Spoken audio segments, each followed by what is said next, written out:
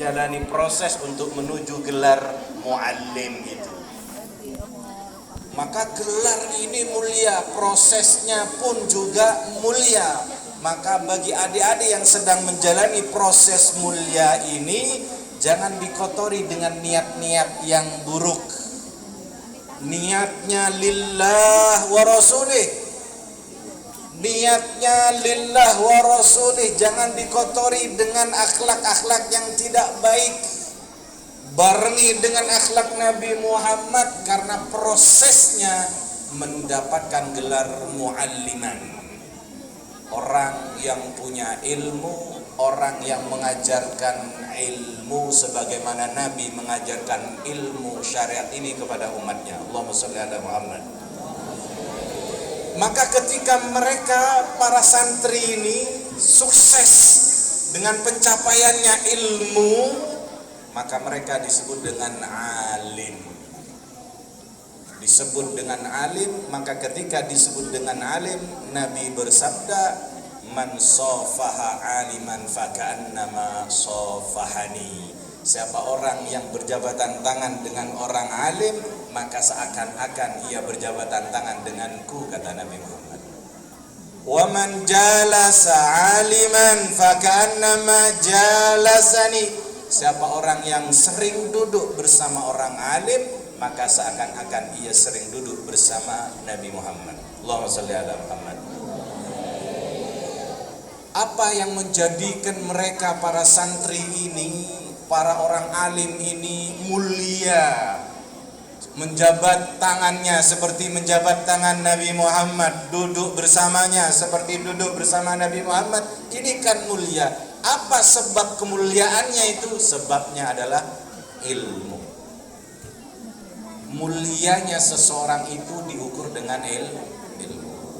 Dunia bukan ukuran mulia seseorang, Pak. Para orang tua jangan khawatir. Anak saya nanti selesai dari pondok mau kerja apa, jangan khawatir. Mau dapat kerjaan apapun, sekaya apapun dunia yang ia dapat, bukan menjadi ukuran mulianya. Kenapa demikian? Faqad warada anna ad-dunya a'taha liman yuhibbu wa liman la yuhibbu. Dalam riwayat disebutkan Allah itu memberikan dunia, memberikan kekayaan dunia, fasilitas dunia ini Allah berikan rata untuk orang yang Allah cintai, untuk orang yang tidak Allah cintai, sama-sama diberi. Keduanya, orang yang dicintai punya kesempatan untuk mendapatkan dunia, orang yang tidak dicintai, dibenci, bahkan dimurkai, juga dapat kesempatan untuk memiliki dunia itu. Bukan ukuran kemuliaan dengan dunia yang didapat. Kenapa demikian? Wala tahsabanna alladziina kafaru annama numli lahum khairul li anfusihim innama numli lahum liyazdadu isma. Jangan bilang itu orang-orang kafir dengan kekayaannya, orang-orang ahli maksiat dengan kekayaannya, orang-orang bejat dengan kekayaannya, para koruptor itu dengan fasilitas dunianya. Jangan dikatakan, oh itu indah, oh itu baik, oh itu bagus, nyaman. Jangan. Allah biarkan mereka hidup, diberikan kesempatan menikmati fasilitas dunia, tapi dengan kemaksiatan, tapi dengan kekafiran. Untuk apa? Liyazdadu isma, agar semakin bertambah dosanya, agar semakin lama nanti dan pedihnya siksaan di neraka Allah. Tetapi wa annal ilma yu'tahu liman yuhibbu, dan Allah hanya memberikan ilmu itu kepada orang yang Allah cintai. Ini adik-adik semuanya ini sedang menjalani proses untuk mendapatkan gelar muallim, juga proses untuk mendapatkan gelar kemuliaan dengan ilmu. Mudah-mudahan Allah bukakan hati mereka futuhal arifin, sebagaimana Allah membukakan pintu hati mereka kepada aulia-aulianya. Allah bukakan hati mereka untuk mudah mendapatkan cahaya ilmu. Amin. Amin Allahumma amin. Ilmu yang bermanfaat dunia dan akhirat, barokah dunia dan akhirat. Amin Allahumma Amin ya rabbal alamin. Hadirin yang dimuliakan oleh Allah, Nabi kita Nabi Muhammad SAW adalah seorang nabi dan rasul yang belum diciptakan, belum dilahirkan di muka bumi, namanya sudah disebut-sebut.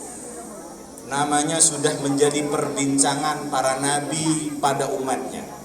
Bahkan menjadi bagian risalah kenabian yang wajib disampaikan oleh setiap nabi kepada umatnya, untuk menyampaikan bahwa nanti di akhir zaman ada seorang nabi penutup para nabi dan rasul, namanya Ahmad, tertulisnya di kitab Taurat, namanya Muhammad, berada di muka bumi. Allahumma shalli ala Muhammad.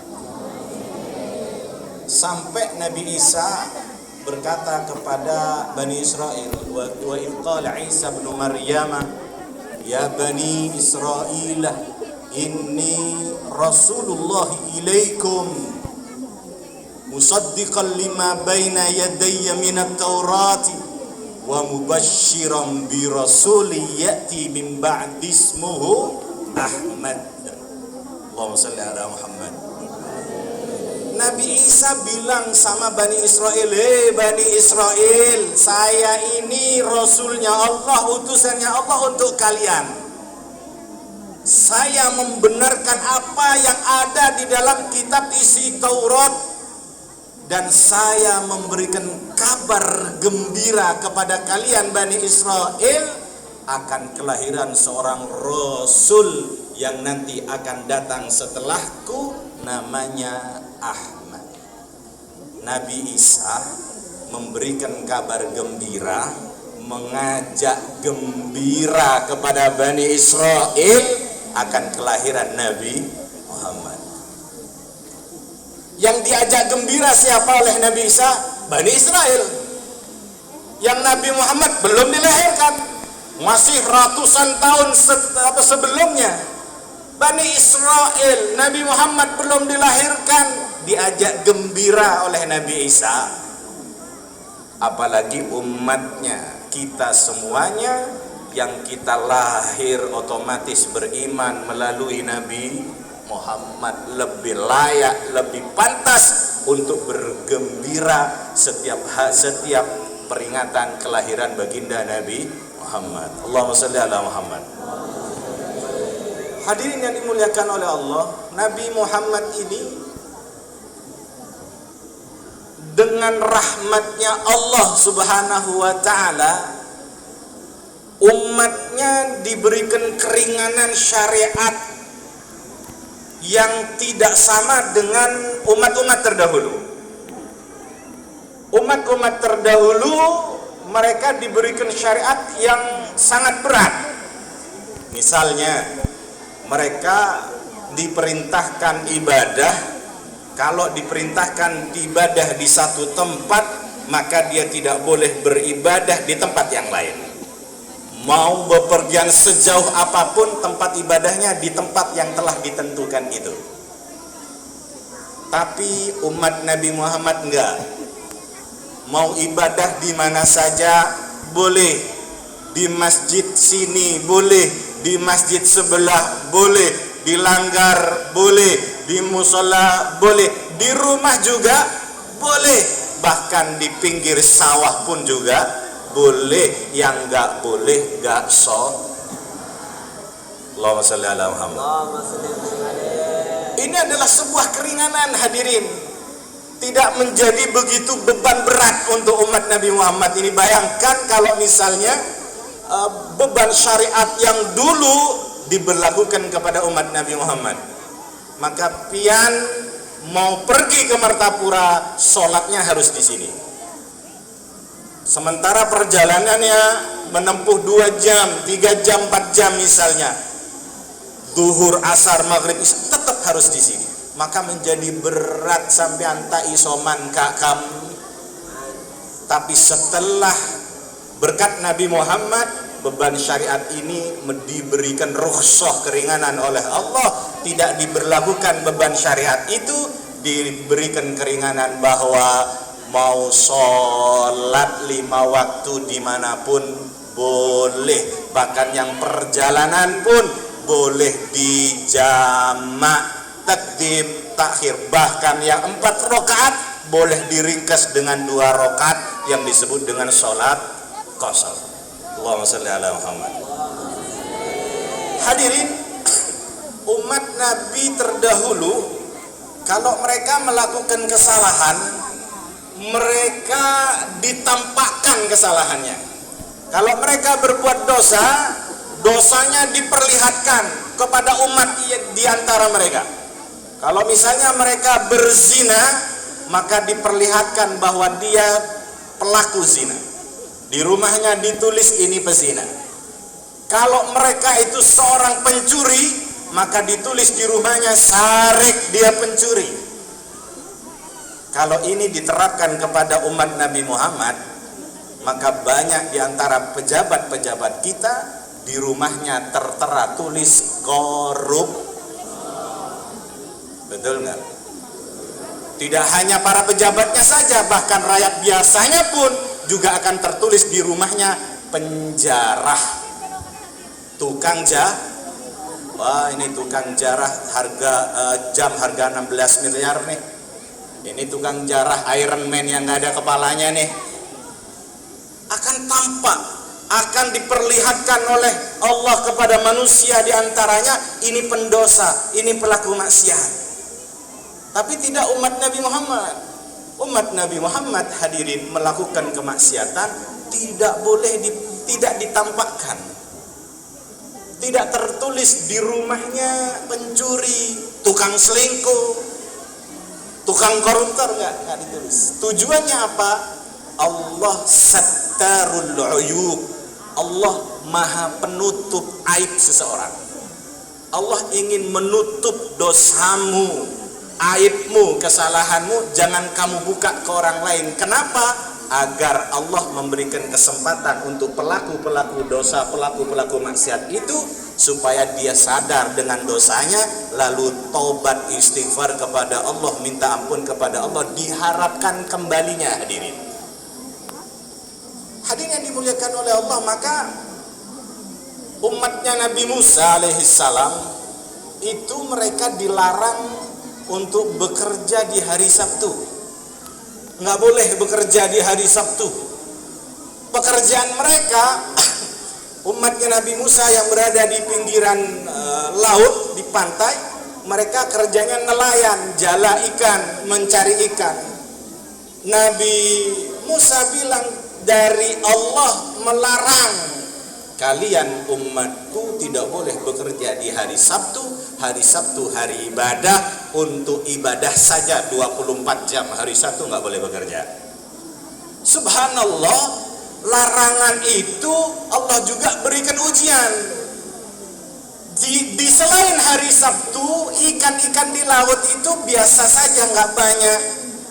Tapi kalau di hari Sabtu, ikan itu banyak, luar biasa. Menjadi godaannya umat di zaman dahulu.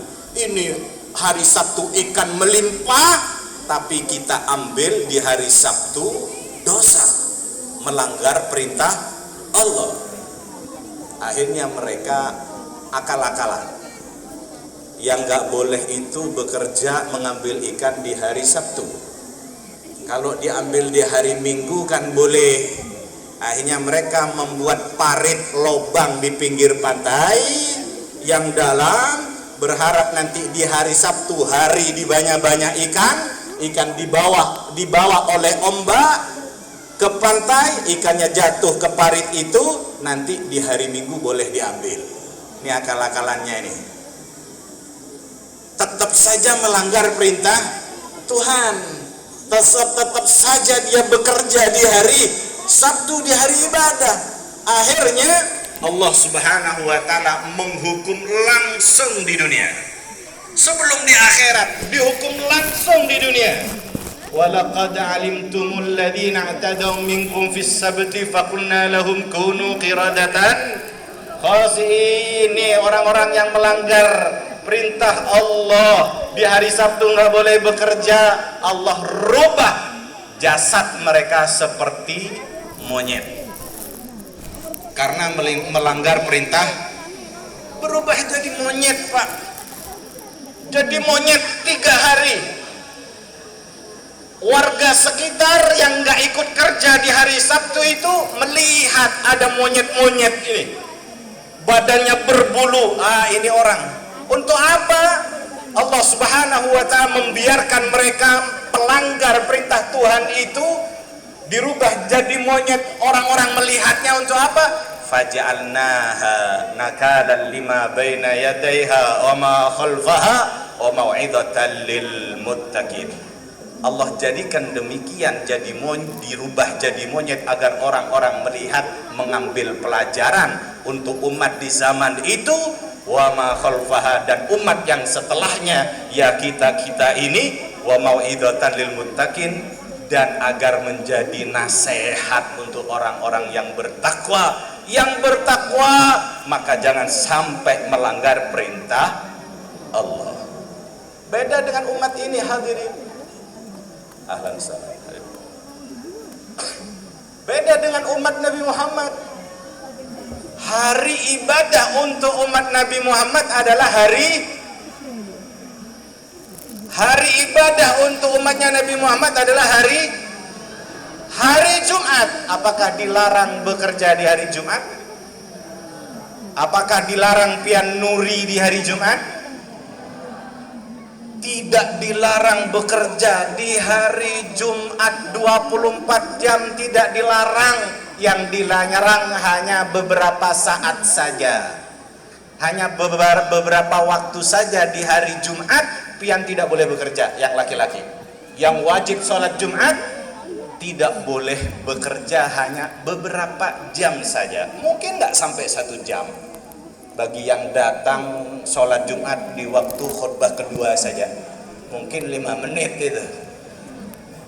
Iya, katakanlah 1 jam lah prosesnya, mulai dari adzan, khutbah sampai sholat. Hanya sebentar saja yang dilarang.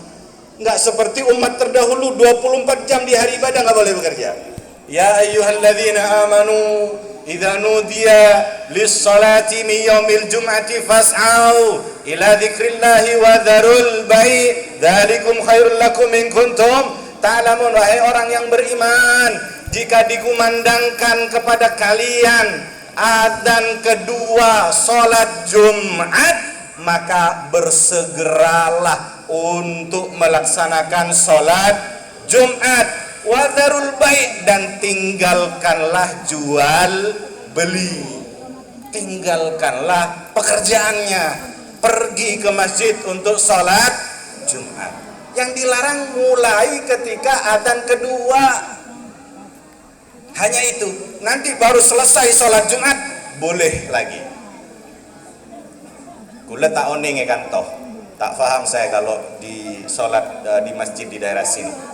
Di beberapa tempat di Martapura dan di Banjarmasin atau di sekitarannya, beberapa masjid, nggak semua, kalau hari Jumat itu pedagang-pedagang cilok, sate tahu, somai dan sebagainya itu berjejer di pinggiran masjid, itu jualan semua itu. Boleh silakan, nggak masalah. Di sebelahnya masjid ada warung kopi, buka itu beserta gorengannya, mulai dari jemblem sampai ute-ute itu banyak di situ. Boleh silakan, nggak masalah. Tapi ketika adzan kedua dari sholat Jumat, tutup warungnya. Yang pedagang-pedagang cilok dan sebagainya tutup, nggak ada pintunya, Beb. Kasih tulisan, dibuka kembali setelah sholat, tutup.